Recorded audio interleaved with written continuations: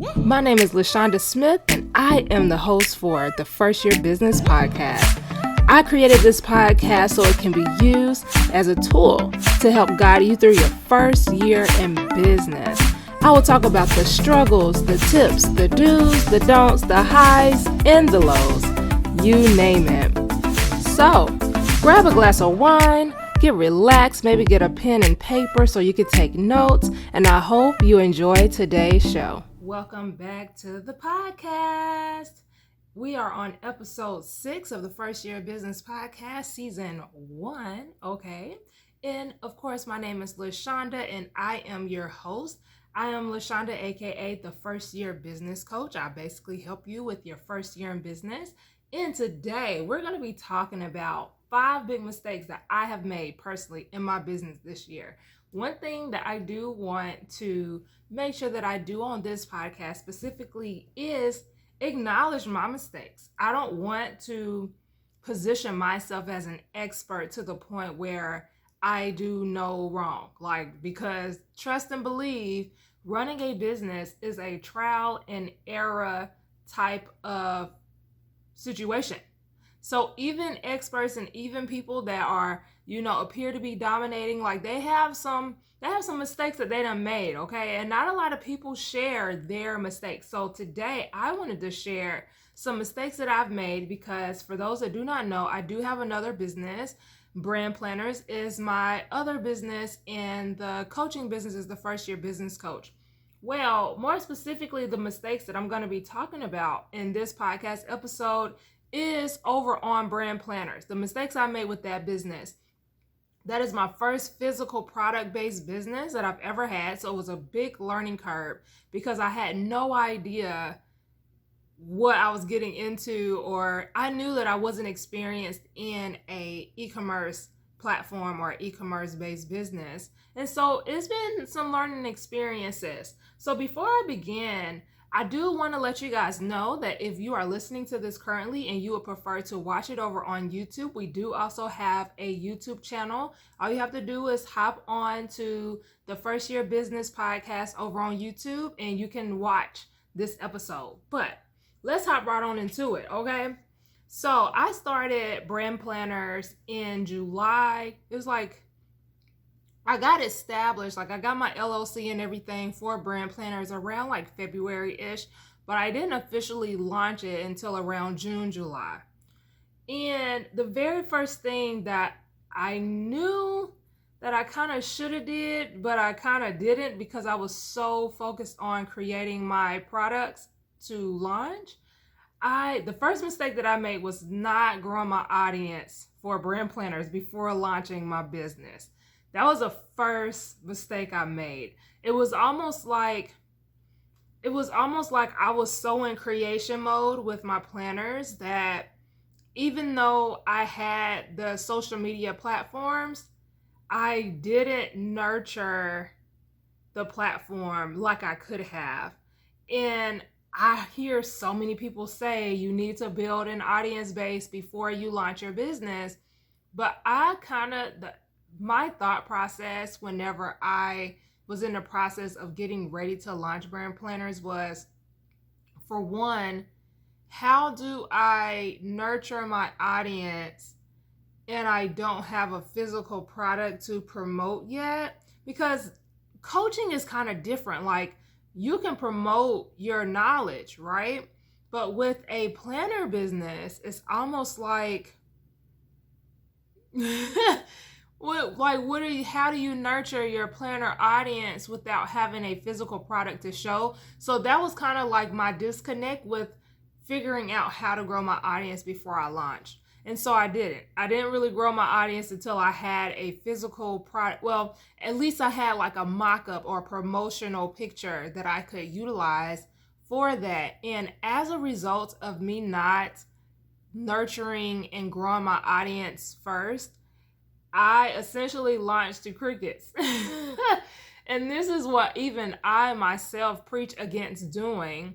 The only reason why I'm not as worried about it is because I know for me personally that I know what I need to do in order to grow my sales. I know what I need to do in order to grow my audience.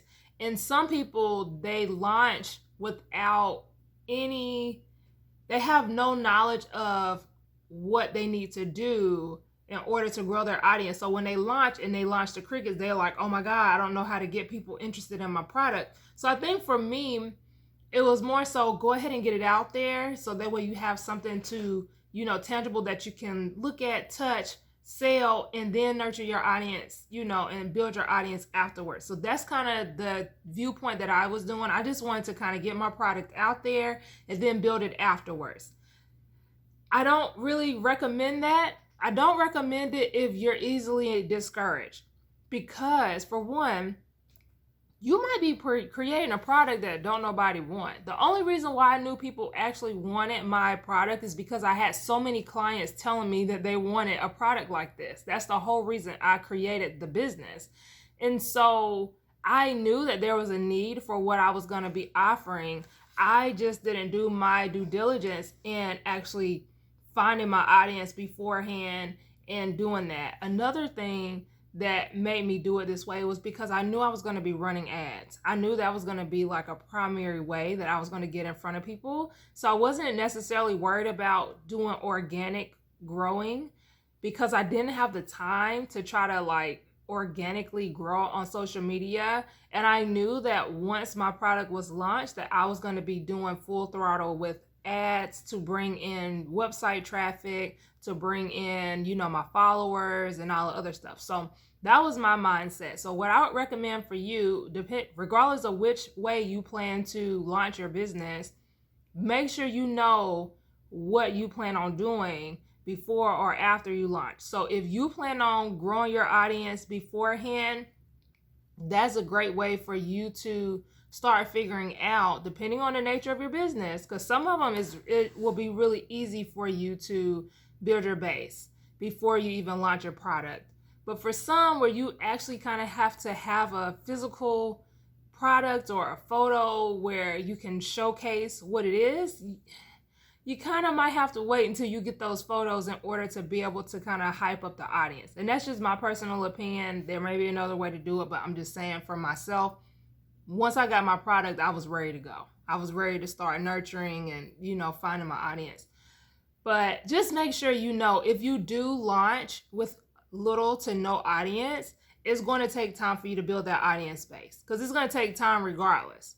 But the good thing is, if you build it before you launch, then you will at least have people to sell your product to. So you won't be sitting on your business for like a month, 2 months, not making sales. So just keep that in mind. The second thing that I did that was a big mistake that I've semi-fixed it, but I kind of said I'm going to wait until the next year to fix it. I didn't go with Shopify for my business at the beginning. And here's the crazy thing. The crazy thing is, I set up a Shopify store and had it for a month. I got my domain name purchased through Shopify because I was like, oh yeah, I'm going to do Shopify, da-da-da-da-da. But I've always used Wix for my platform. And because I've always used Wix for my platform, that's what I'm used to. I'm used to building stuff off of Wix. But again, I've always had a platform where I'm coaching, providing services. So it was a little different. I'm not necessarily selling products and shipping products from sales online. And after I realized I wasn't really feeling Shopify because it was a learning curve. I didn't feel like having to learn how to create the shop and all the other stuff. And I was just I'm going to just stick with Wix because that's the way I need to go. And originally, my business model at the beginning was going to be to sell printable planners. I wasn't really going to try to focus too much on printing and getting them delivered. That was the original business model I had. I'm going to sell printables. And I realized, for one, that actually this is a bonus mistake that I realized that I made. So I'm going to quickly, because they kind of go together with why I did what I did. So I felt like I didn't really need Shopify because they didn't really have a platform that catered to digital products. Like you kind of needed a physical product. And I had another platform that I used to sell my digital products with. So I already kind of knew like, okay, if I stay with Wix, I can utilize the second platform. It's called Sales, SELZ.com. I knew I could use that to have my printables and, digital products on. So I had to go through this whole process to transition my domain name from Shopify to Wix, which cost me like almost, I can't remember how much it was. It was like $50 to $70. I can't remember, but you had to pay to have your domain name switched over.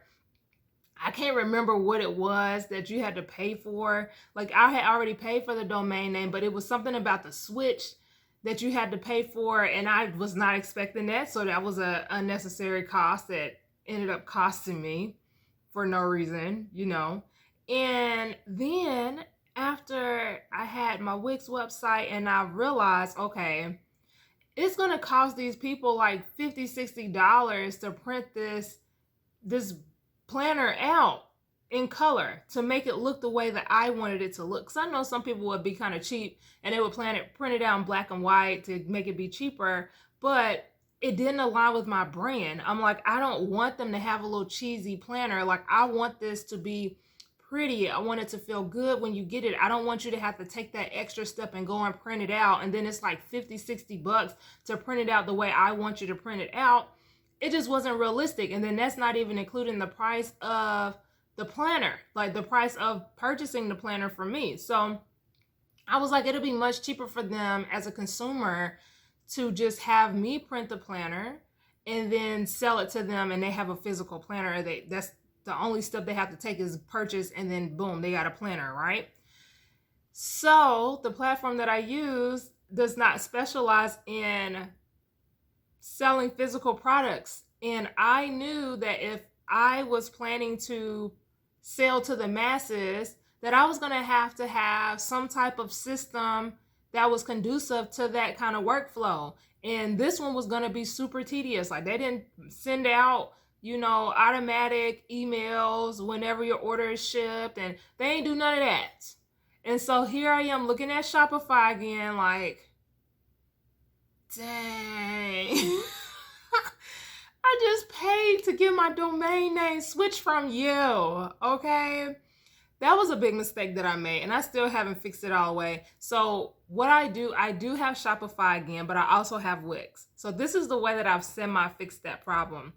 I kept Wix as my primary website host, and I added Shopify on as my e-commerce shopping place where I can embed my products onto my Wix site.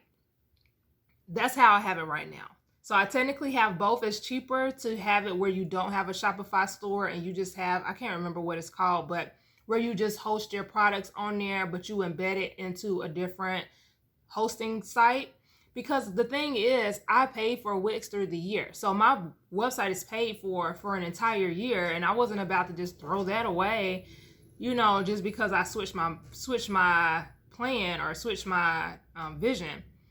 So I said, I'm just going to go ahead and finish the year out on Wix. I also love the way my website looks right now. But I will admit, Wix is kind of clunky. It's kind of clunky when it comes to editing.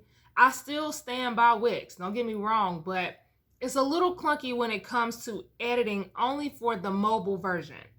And that is one of the reasons why I've been really skeptical about, do I want to switch my website all the way over to Shopify for brand planners? Because it is clunky.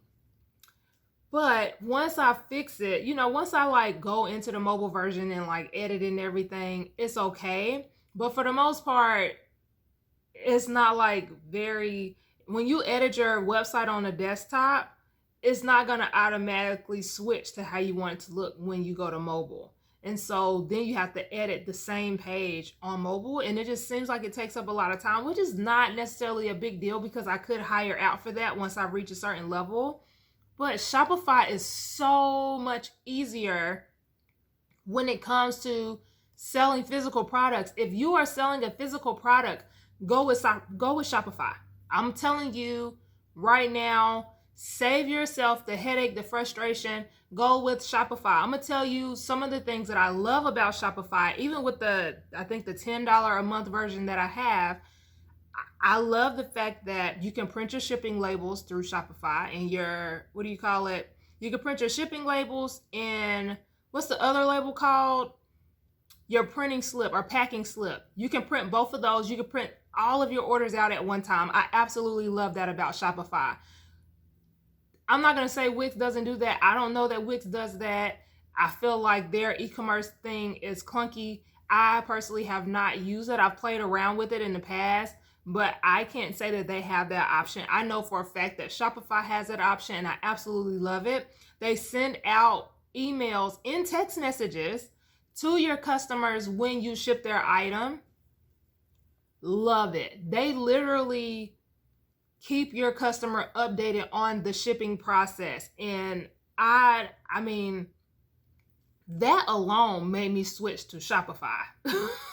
When I found that out, I was like, you mean I don't have to manually send these emails to people? And Shopify will do that for me, and they can opt into text messages too?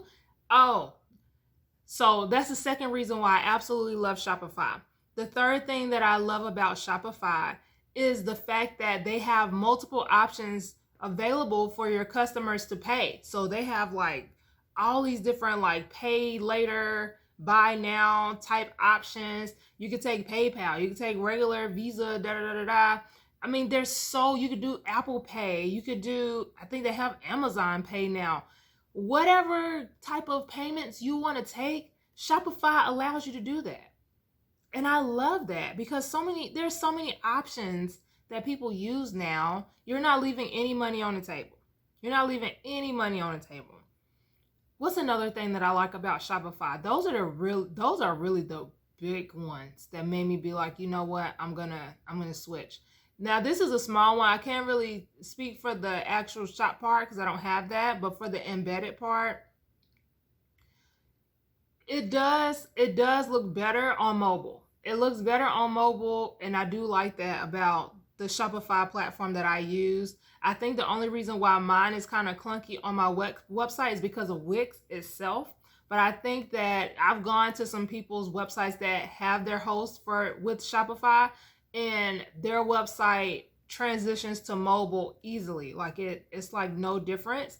And I think that's another reason why I'm going to transition all the way over to Shopify and have the store, so I don't have to keep editing the mobile version every time I update my website on Wix. So that's another thing. But that was a big mistake that I made that I'm trying to tell you guys right now. Don't make that mistake. Don't do what I did. Just go ahead and go with Shopify. Now, if you have a coaching business or service-based business, then Wix may be a better option for you. That's just my opinion. They cost about the same, so it's not really like a big price difference. But for the most part, yeah, just stick with Shopify if you have an e-commerce business. The next mistake that I made, which was another Shopify mistake, another learning curve that really I had to bite the bullet on this one. And this was a recent one. So I launched in July. I made my first sale, I want to say, I can't even remember if it was the end of July or August, the beginning of August. It was something around that time, and I was super excited. I got my first sale, and I was like, oh my God, like da-da-da-da-da. And I realized when I printed, well, this is kind of like two mistakes that ultimately ended up in a big mistake. So I realized that my physical address was on the shipping label. And I was like, ooh, one of the reasons, or the main reason why I have a P.O. box was to prevent my physical address being on my shipping labels. And so if someone needed to return something for any reason, it will go to my P.O. box versus going to, my physical address. And so when I saw that, I was like, I can't figure out why that's on there, because I had the P.O. box address on my Shopify, information, but somehow I did something wrong. I don't know how I did it, but I did something wrong, and I went ahead and shipped that order. I was like, well, it's just my first order. It was a girl, so I was like, I don't feel I mean, it's just one person. It would have been different if it was like thousands of people, and I would have been like, oh my God, everybody's gonna know where I live. But it was like one person. So I was like, okay, I'll make sure I fix it before the next order. And I did. I fixed it. I was able to, because you can print out the sample shipping labels with Shopify, which I swear I did that, but for some reason my address was on there, but whatever. And so I fixed it. And after I fixed it, I didn't get any more sales for like a whole month. And I was running ads, and I was getting like views on my website from my ads. I was getting like 100 views here, 100 views there on this item or different items. And I was like, dang, I ain't getting like no sale. Like I ain't getting not one. And I would check my, like your sales and abandoned carts and stuff. And I didn't have anything. And I couldn't figure it out because I'm like, now my planners ain't that bad. Like they're not that bad. Like they look good. Like something's not right. But I just kept going. I was like, well, maybe I just got to grow some more and da-da-da-da. And eventually I turned my ads off because I was like, the ads are working, but something is not connected. Like there's a disconnect. And that's when I was like, well, maybe, and I'm circling, but I promise you this is all coming together. That's kind of what triggered me to start the First Year Business Coach, if I'm being completely honest, because I was like, well, maybe I need to position myself as an expert and then kind of promote my planners through me being an expert, right? Because before I was just like showing my planner, da-da-da-da. And even on my brand planners Instagram, it was like me. And I was positioning myself as an expert, even though it was supposed to be about the planner. So that's what made me start the First Year Business Coach, so that I can have a platform to actually become, like the expert, tell you how to do stuff and refer back to my planner. Well, it wasn't until, because I didn't get sales for a whole month. So this had to be like, because it was August, September. So it had to be for the month of September. I didn't get any sales because it's November now. So I didn't get any sales. And I was just like, okay, let me post on my personal page, because I don't normally post on my personal Facebook page anything about business. I do it every now and then, but it's not like a primary page that I promote my stuff on. But something was just like, just send your link, put your link on here, show a picture of your planner, da-da-da-da. And little did I know was I going to get punched in the chest when I did this. So anytime I share my link, I always click the link just to make sure that it's not broken, make sure that it works.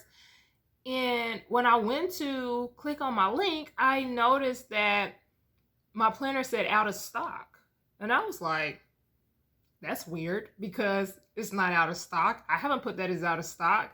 So instantly I go over to Shopify and it says that I have stock. I have inventory. And I'm like, this is interesting. And this is for look, if you don't take any other mistake, take this one, because this can happen to anybody. It happened to me, and I'm telling you, it was costly. It was. But I'm like, that's weird. So I go to my other links, right? Now I'm clicking on my other planners, like, okay, let me see what all of my planners said they were out of stock. Every single planner that I had was out of stock. So I'm freaking out. I'm like, oh my God, how long has it been like this? I don't know why it's saying that. It's saying that I have inventory, but then on my website it's saying that I don't, that I'm out of stock. So I couldn't get no orders. And I wasn't understanding why. And I didn't even know how to figure out how to ask. Like, why does it say that I have inventory, but it's saying that I'm out of stock on my website? Like, I was just so flustered in that moment. And so I dug into Shopify and I was trying to figure out, like, okay, why is it saying that I don't have inventory? Y'all want to know why I said I didn't have inventory? When I did that first order, the very first order, I switched my address. I switched my address to the P.O. box, right? Because I didn't want my physical address on there. So I was like, okay, I'm going to switch my address to the P.O. box, and it was fixed. I was like, perfect, it's fixed, it's printed out right. I didn't get another sale after my first sale for an entire month. I had no idea what was going on. I was so confused. I was like, this doesn't make sense to me. I don't understand. And I found out through going through, and I didn't even Google this, I just was like digging into Shopify. I found out that you have to have inventory for every location that you put on Shopify. When I tell you, I got kicked in the chest really, really hard. So because I switched my address, I had to add new inventory to that location. So it's almost like each location that you put in has its own inventory. I guess as if you have like a warehouse or something like that. And so the inventory that was showing up on my Shopify was under my house address. And it was showing zero inventory under my P.O. Box address. When I tell you I was livid, I was like, how many sales did I miss because of this big mistake? That was the biggest mistake that I have made in 2021 to date. That's the biggest mistake that I made. And I feel like I couldn't be mad at Shopify. It was just one of those learning curves that I had no idea about. And I was even mad at myself because I was like, dang, Shonda, it's been a month and you haven't clicked on any of your links. Like, have you really not checked on your page that long? And I feel like I have, but for some reason, I guess I didn't, because with none of my planners available, they were all out of stock. And the moment I made the switch and added inventory to the new locations, now I'm getting sales again. So who knows how many sales I missed out on when I was running those ads, because I was getting hundreds of views to my website through my ads and I wasn't making any sales. And I was like, I don't know what's going on. I don't know why I'm not making any sales. Maybe I'm doing something wrong. Maybe I need to switch what I'm posting. And that was why. So guys, make sure if you're using Shopify, make sure that you have inventory under every address that you put on there, okay?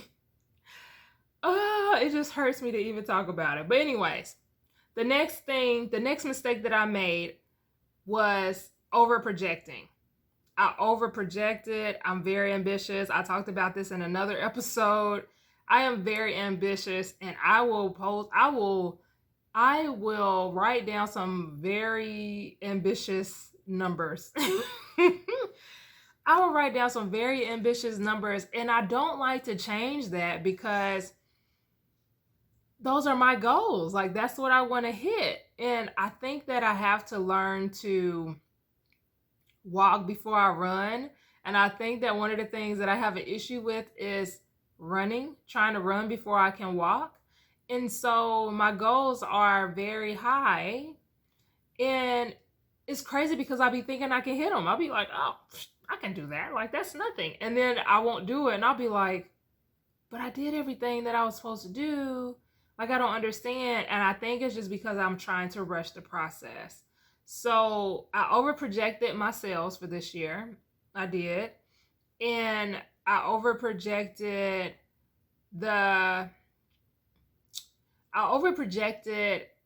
how fast I thought I was going to grow. And I started realizing, like, okay, Shonda, this is a marathon, not a sprint, okay? And the crazy thing is, I'm growing the way I need to be growing.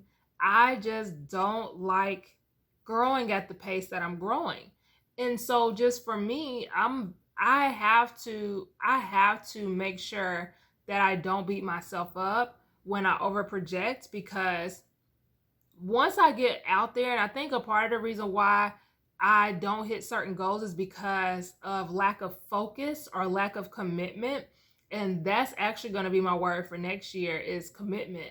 Because everything that I'm putting on my plate from now on, like if it's a major thing like a podcast or like my YouTube, like I have to commit to it for at least a year, because I lack commitment in certain things, and I'll do it for a couple months, and then I don't know, it seems like I commit to stuff and then I won't give it enough time to reap the benefits of starting that thing.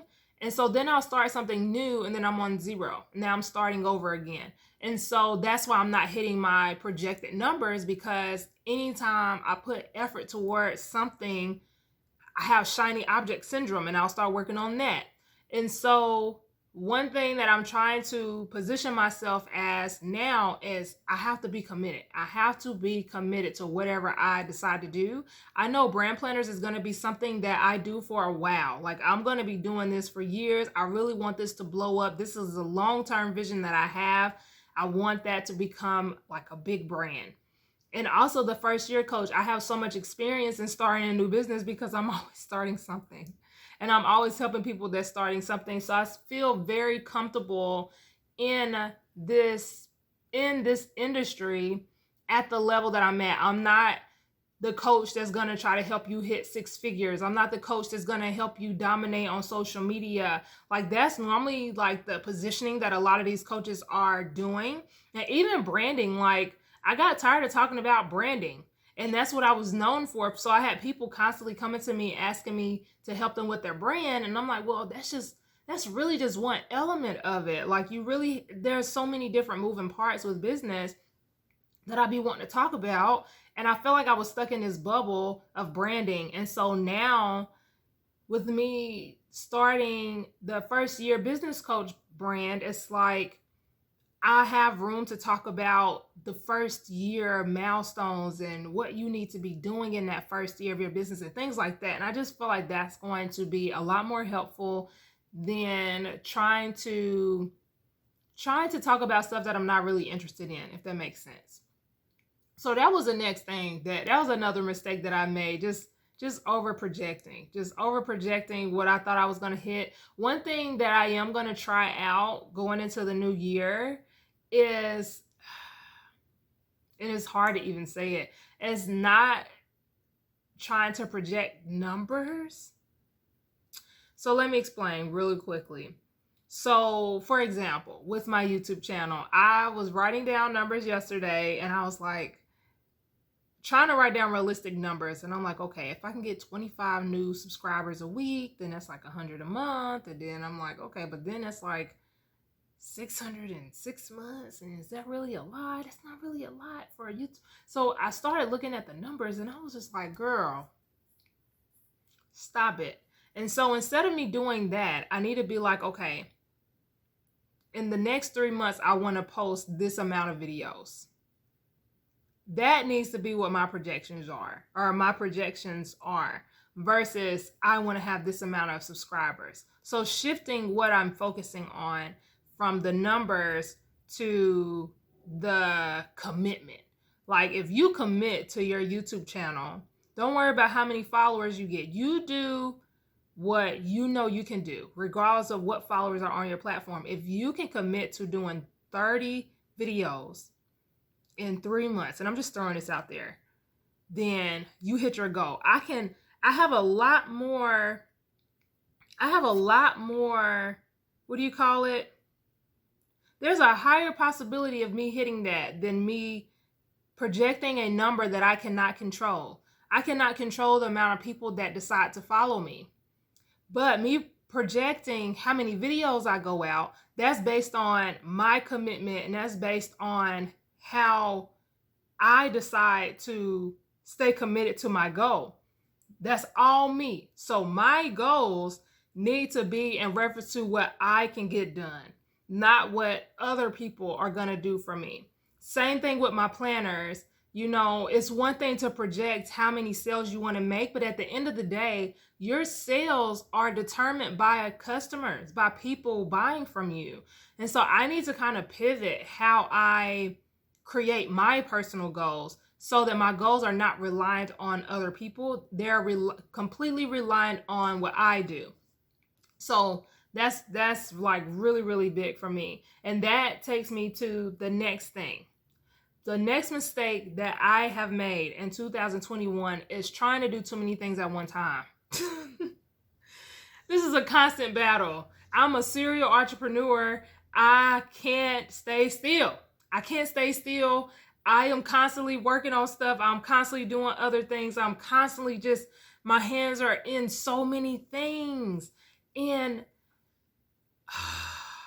I was trying to do too many things at one time.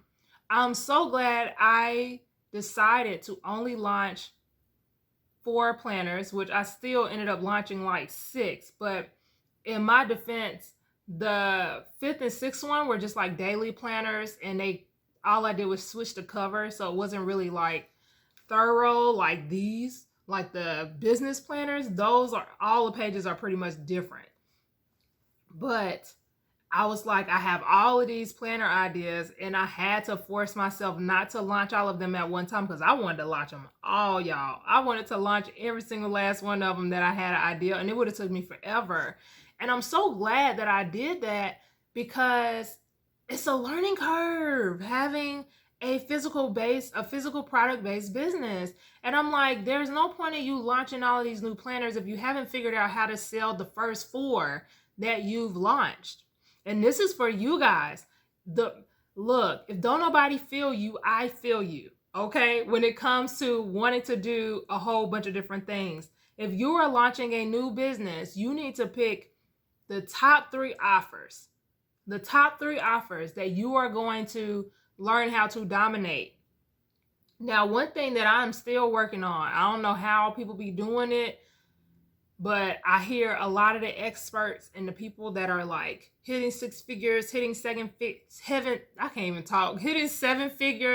I hear a lot of them talk about how you need to have one signature offer. I can't do it. I can't do it. I don't know how they do it. And they mean like have that one signature offer until you hit 6 figures. I don't know how they do it, because I have so many different things that I want to offer. And I think what makes me more comfortable is, at least if I'm not going to have one signature offer, not diversifying, but spreading what I want to do out throughout the year versus trying to do everything each month. So like my group coaching, I feel like I'm pretty focused now, but before I was just trying to do too much. Even when it comes down to the social media, I was trying to be on too many platforms at one time. I was trying to grow on all of these platforms at one time, and it just was not working. And that's a whole nother episode for another day. Like focusing on 1 or 2 platforms and dominating those. But I just was trying to do too much. I was trying to do too much, and I was getting overwhelmed. I was getting burnt out. I was getting aggravated.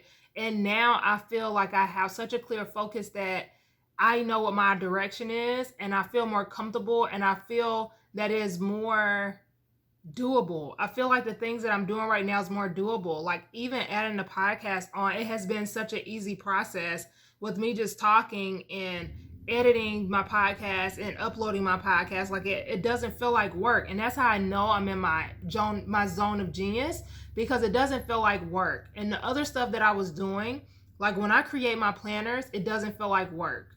When I'm podcasting, it doesn't feel like work. But when I'm trying to squeeze myself or a round circle into a square peg, it doesn't work for me. And I find myself getting more frustrated and burned out when I'm forcing myself to do the stuff I don't want to do, that I really don't have to do if I don't want to do it. I'm just trying to do too much.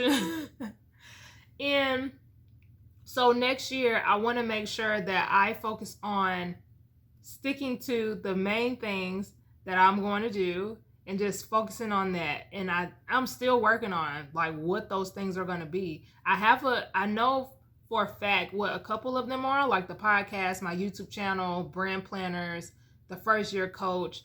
But even within like just listening to people on the outside telling you what they think you should be doing. Like I had so many people telling me, because I used to be a photographer, and I technically still am a photographer, but I don't promote it because I don't be wanting to do photography. And I would have people like, oh, well, you're really good at photography. Why don't you like relaunch that and like re-promote that? And I was entertaining it. Like just last month, I have a Instagram page with my new photography page on it, and I just didn't want to do it. I was sitting here like, I really don't want to do this. And I was doing it because other people were telling me to do it. I was doing it because I know how to take pictures, even though that's not the business I want to do long term. So I had to shut it down. Like it's still there, but I had to shut the vision down in my head. Like, oh, I'm just going to pursue this temporarily.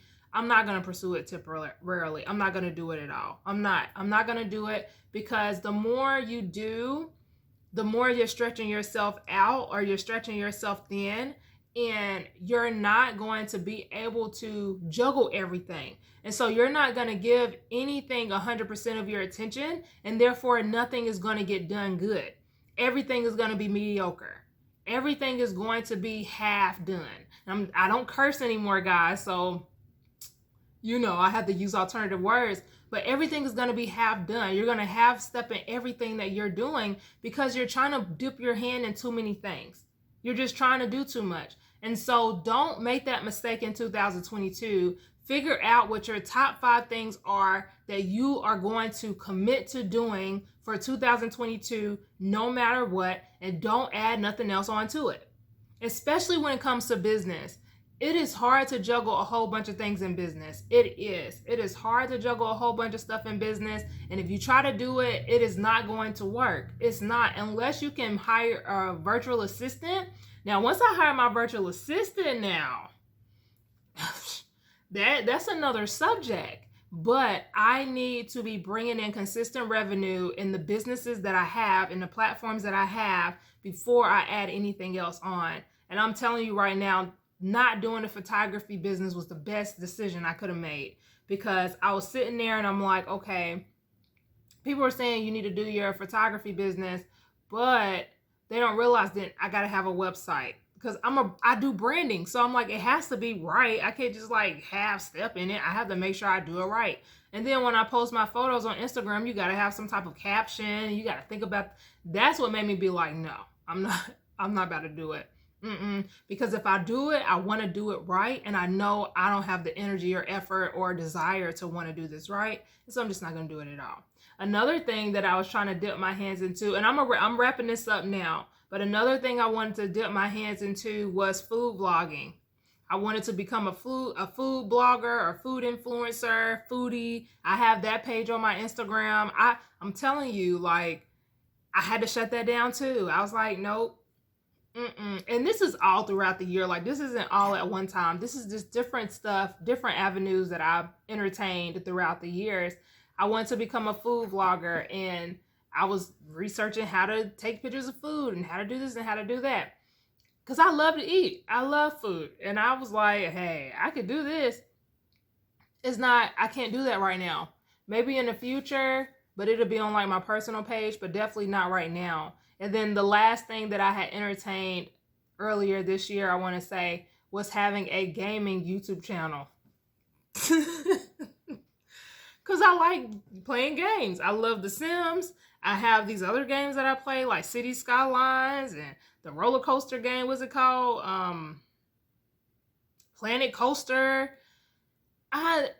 Gaming, I play it every now and then I won't play it for 6 months. Like, I'll binge into playing or indulge into playing games, and then I won't play them for 6 months. Like, I haven't played Sims in almost a year. And then I'll play it for like a week straight, and then I won't play it again for another year. And so I didn't want to create a platform where I'm so inconsistent with that. It's just something I do on my downtime when I just want to kind of get away, and I'm kind of feeling it. It's one of those, like, I got to be feeling it to do it. And so I never really started that channel.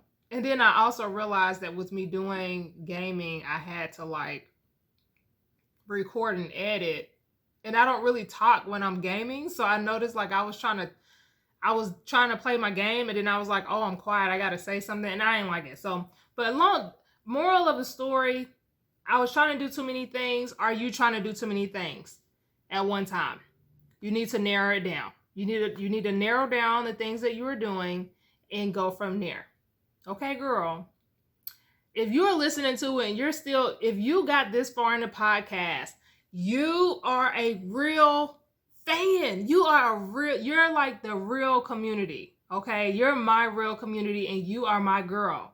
So I appreciate you. Thank you so much for listening to this. I hope that this was helpful. If this was helpful, if you're on YouTube, please drop a comment below. Let me know your thoughts on my episodes. I really value what you guys think about the things that I'm covering. If there's anything else you want me to cover, drop them in the comments below, okay? Because I am flexible, I am open. In the next episode, we'll be dropping next Monday, and we're almost at the end of the year, y'all. So y'all, make sure you're looking at my or listening to my podcast episodes, because I'm talking about the end of year stuff, what you need to be doing for your business at the end of the year. And so stay tuned for those videos and those podcast episodes. But until next time, guys, bye.